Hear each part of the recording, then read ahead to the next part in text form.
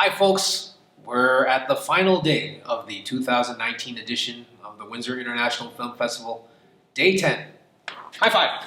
We did it. High five. We made it. Way to go, Dalia. The final day, and as we do every year, we bring you our choices for the day's screenings. I'm Dalson, Chen with the Windsor Star, here with the festival's director, Vincent, Georgie, Dalia, Mazhar, our marketing manager.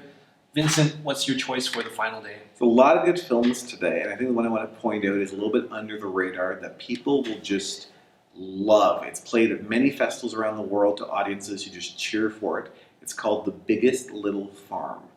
It is so heartwarming and so charming and so endearing. It's a great way to spend a Sunday afternoon, and it is about a couple that try to take on the idea of starting up a farm, because that apparently looks super easy and they can clearly do that, and they realize it's far more complicated. But what it is, through the process of it, they learn about the ecosystem, they learn about all the different types of animals and insects and how that works in a farm. It is heartwarming, it's charming, it'll make you smile for like 2 weeks afterwards. I really can't praise that film enough. I picked that film today because we want everyone to leave festival feeling just wonderful, and that Biggest Little Farm is a film that everybody's going to love. Mm-hmm. Well, I got kind of a feel-good choice as well. My choice is the closing night film, Once Were Brothers, Robbie Robertson and the Band, a documentary about the legendary 1970 roots rock band, The Band.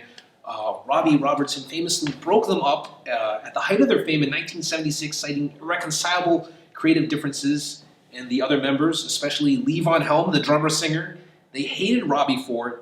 In fact, Lee Von Helm and Robbie only reconciled when Helm was on his deathbed in 2012 after more than 35 years of estrangement. Why did such a group of guys capable of making such great music end up so far apart? This documentary hopes to shed light on that subject with archival footage and images and Robbie Robertson's candid thoughts on the subject.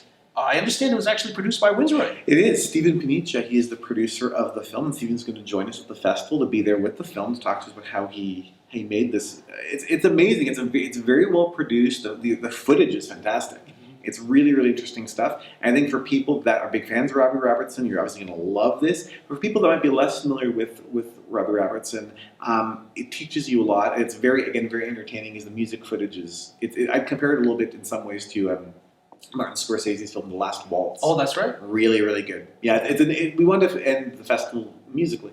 Mm-hmm. Yeah. Is that why you guys chose it as the closing night? Yeah, we loved the musical nature of it and how it made people feel, and we also loved that the producer was from Windsor, and it just made it a pretty easy choice, to be honest.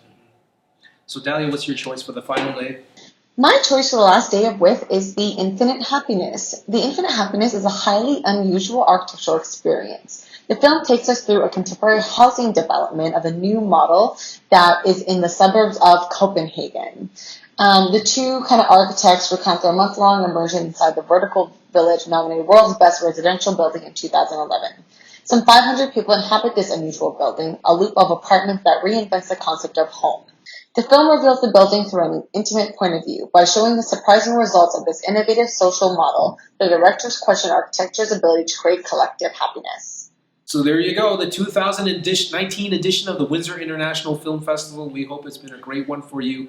10 days of great films from around the world right here in downtown Windsor. You can check it out at windsorfilmfestival.com. That's windsorfilmfestival.com. We'll see you next year.